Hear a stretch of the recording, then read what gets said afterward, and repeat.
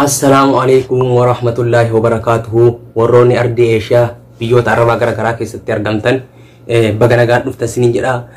Warroonni biyya Arabaa jirtan hundinuu dhiiraa fi dhalaan keessan marti keessanuu dhaamsa akkam ijoo ta'ee fi dhaamsa akkam murtaa'aa ta'e, dhaamsa akkam ulfaataa ta'e kan lubbuu ilmaan teennaa, lubbuu shamarran teennaa galaafataa jiruu fi lubbuu dhiiraas biyya Arabaa jirtus hadha albeedhaan waraananii bakka arganii kufaa jiran isiniif himu. Takka kana obboleeyyan kiyya kabajamoof dhaamsi kun dhaamsa jabaadha. Dhaamsi kun dhaamsa ulfaataadha. Dhaamsi kun dhaamsa beekuu qabduudha. Fayyaalettiitii miskiinittiitii.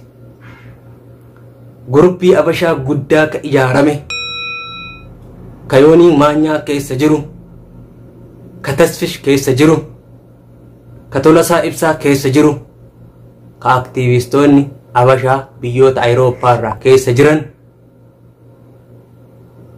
ka takka takkallee biyya Arabaa irraa keessa jiran, shirri isaan xaxaa jiran, maalirratti walii galan, leenjii akkamii kennaa jiran, waan akkamii hojjetaa jiran, maal dalaguu deeman hoo yaa Oromooti. Yaa bareedduu qashtiitii tamana madaam keessa teettu tawaan tanarraa quban qabne. Tamana madaam teettu tawaan tanarraa quban qabne. Yaa miskiina kiyya ka shariika Arabaatti isitu, ka gaala yookaan re'ee Arabaa eeyyitu, ka waan kanarraa quban qabne sagalee kiyya uummata na dhageessisi. Shira xaxamaaru jira, shira hojjetamaaru jira, waan qophaa'eetu jira.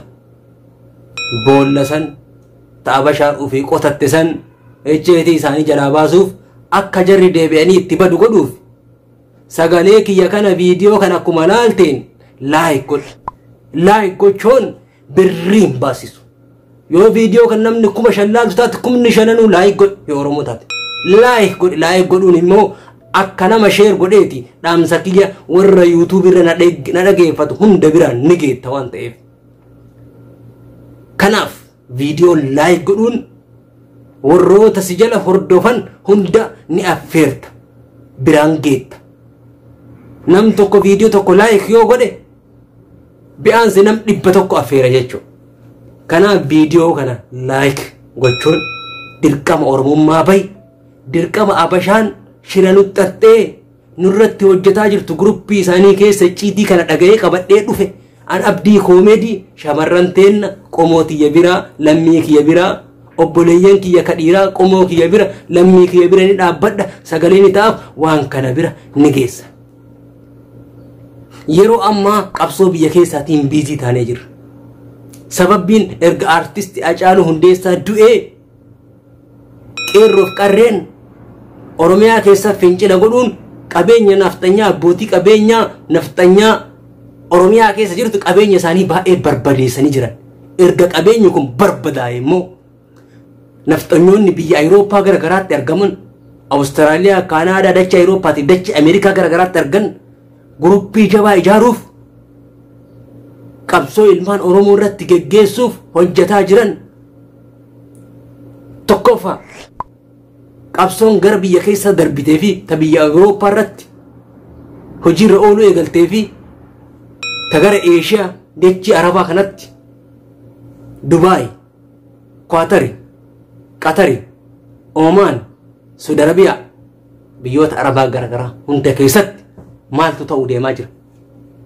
Maal gochuu deemaa jiran? Sababbiin lammiileen Oromoo biyyoota Arabaa gara garaa keessatti argaman dachaa baay'atan. Kanaafuu oduu jarri qopheeffattee, shira jarri bilcheeffattee hojiirra oolchuuf leenjii kennaa jirtu. Guruppii gara garaa keessa wal qoodanii istiraateejiif tarsiimuun mari'atanii lubbuu ilmaan keenyaa gabaabsuu deemaa jiran kana gadi dhoosnee isinitti himnaa. Osoo dubbii tana isinitti himu, osoo dubbii tana isinitti hin himne waan dheengadda jidduu kana ta'e isiniif hima. Asuma jidda keessatti waan dheengadda ta'e isiniif hima. Hojiirra ooluu eegale dubbiin kun jechuuf. Tarsiimoon jarri Abashaan baafte kun, tarsiimoon Abashaan baafatte kun baay'ee hojiirra eegalaa jira. Eegale kaleessa eegale jechuudha. Wanni taampilaan irra suuraa keessanii hidheef akka laaltanii dhuftanii viidiyoo kana dhageeffattaniif akka viidiyoo kana laayik gootanii guutuu duniyaa hunda waliin geettanii ilmaan Oromoo biyya Arabaa jiran hundinuu viidiyoo kana dhageeffatanii of eeggannoo godhaniif. Gurbaan tokko Abashaa lamaatu jira. Mana waliin kireeffatanii jiraatan. Oromoodha. Lachuu ijoollee Arsiiti. Mana tokko keessa jiraatan. Dalagaa tokkollee yeroo baay'ee waliin deeman. Dur jarri martuu michuu turan. Abashaadha bara. Michuu turan. Aandi Itoophiyaa jedhaa waliin taphataa. Buna waliin dhugaa mana tokko keessa jiraataa turan. Asiin dura meeshaa mana waliin jijjiiratanii gargar ba'anii turan.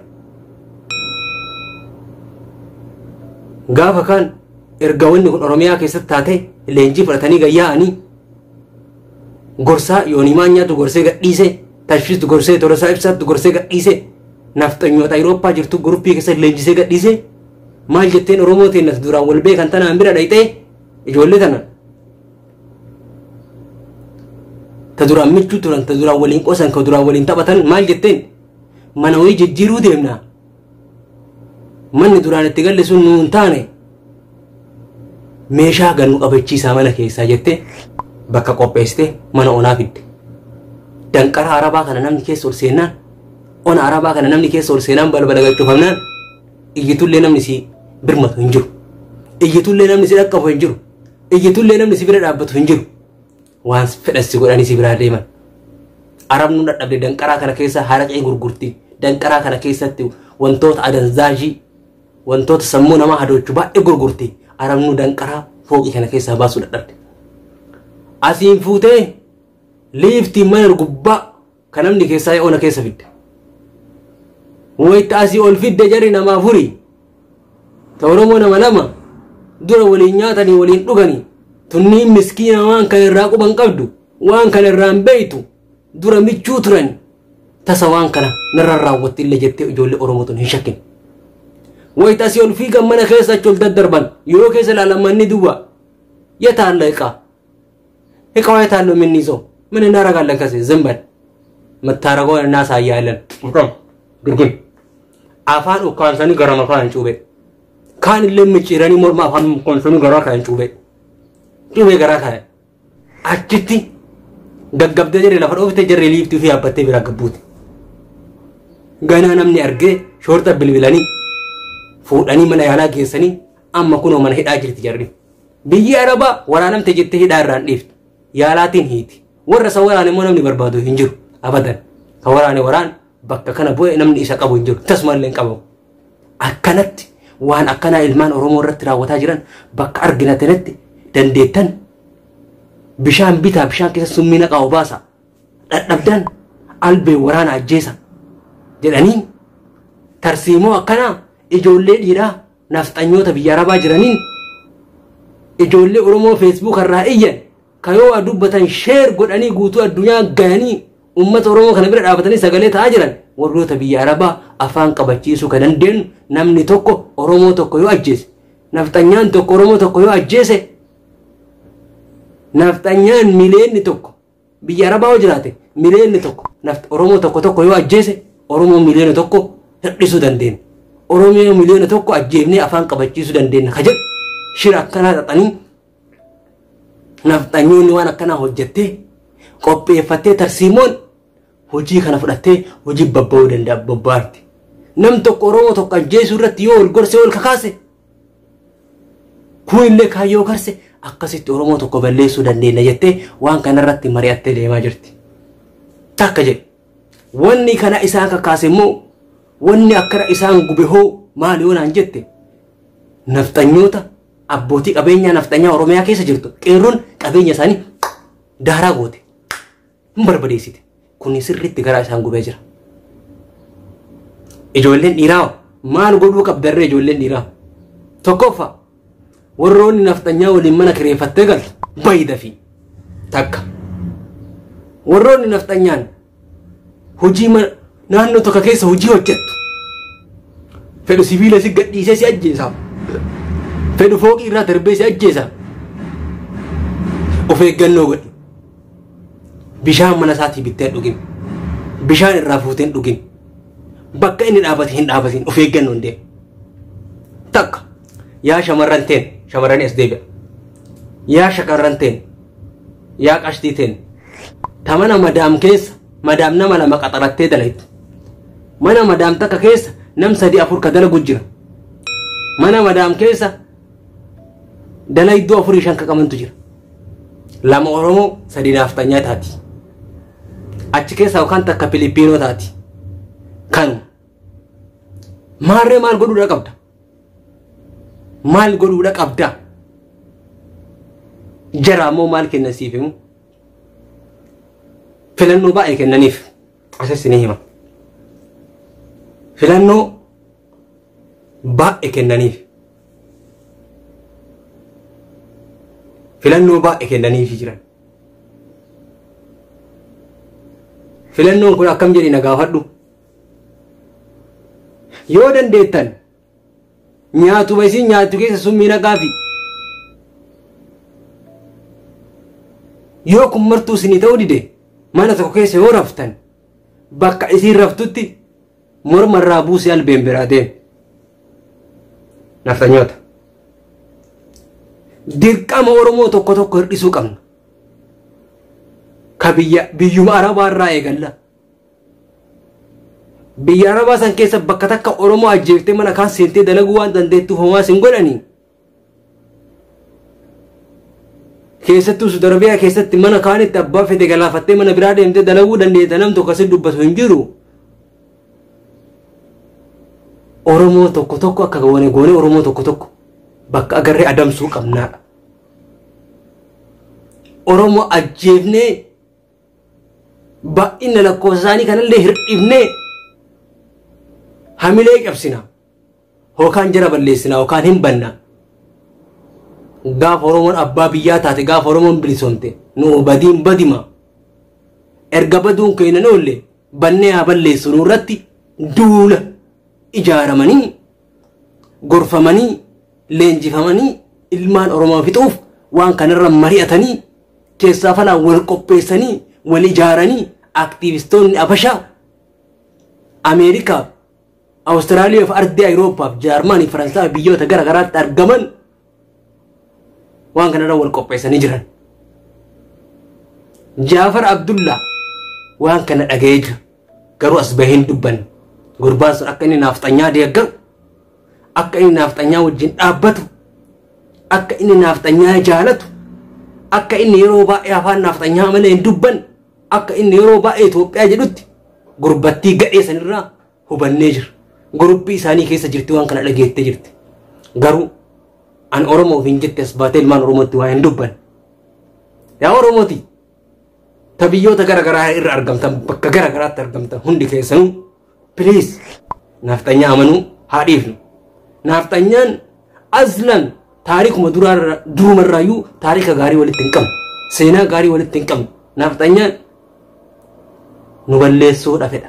Jaalala keenya hin qabu. Garuu afaaniin nu soba. Afaaniin hin fakkeessa. Oromoon fayyaalessa waan ta'eef, Oromoon miskiina waan ta'eef, Oromoon garaa laafa waan ta'eef ummata kana ni amana. Waliin kolfa waliin taphata. Sababbiin isaa hoo sababa gabrummaatiif afaan isaanii baratee jira. Afaan naftanyaa kana sirriitti haasuutti shamarran ta'e baay'een. Afaan isaanii waan barataniif wajji haasaan, wajji jiraatan, wajji kolfan of dagatanii jiran. Of yaadadha. Of hin dagatina of yaadadha. Leenjii akkanaa fudhatanii as ba'anii jiran. Leenjii akkanaa fudhatanii as qophaa'anii jiran. Of hin dagatina of yaadadha. Shamarran ta'e bakka maraa of eegumsa jabeessa. Of eeggannoo jabeessa. Of eeggannoo jabeessa. Of eeggannoo jabeessa. Of eeggannoo jabeessa. Of eeggannoo jabeessa. Dhiirri kennallee of eeggannoo jabeessa. Of eeggannoo jabeessa. Yoo dandeettan garuma maraanuu hariiroo jaraa walitti qabdan addaan kutaa. Hariiroo bilbilaa yoo taate addaan kuti. Hariiroo manaa walitti jireenyaa yoo taate addaan kuti. Hariiroo dalagaa mana tokko illee yoo qabaatte addaan kuti. Fala jiru barbaadan maali jennaan lubbuu kee dhabuun gartee namni of dagate tokko qabsoo biyya keessaatiin biizii taatee jirta. Qabsoo biyya keessaatiin biizii taatanii jirtanii isin waan biyya keessaa dhageeffatu jirtanii garuu asitti waan xaxamaa jiru quban qabda waan ta'eef of eeggannoo jabaa akka gootan isinii dhaama. Kaagammaa isinii dhaame abdii koomeediitii. Viidiyoo kana like godhiitii ilmaan Oromoo duniyaa jiran kana hundaan naa gahi haa dhageeffatani. Piliis of eeggadhaa. Piliis hin rafina. Piliis of eeggadhaa irra deddeebi'ee isinii dhaama. Kunoo nama lama waraananii ajjeesan jedhaa lama waraananii mana yaalaa jiranii. Hindu'anii jiraala isaaniitti quban qabnu ganaa bilbillee adda baafannee waan irra geenne isinii himna. Biyya keessaallee qabsoodhaan biizii taanee jirra. Biyya alaatiillee jaraan biizii ta'uu hin dandeenyu of eeggadhaa isiniin jedha. Waan dhaggeeffataniif galatoomaa. Viidiyoo kan like share godhaatii uummata duniyaa jiru Oromoo biyya Arabaa jirtu hundaan biraan naa gahaa galatoomaa.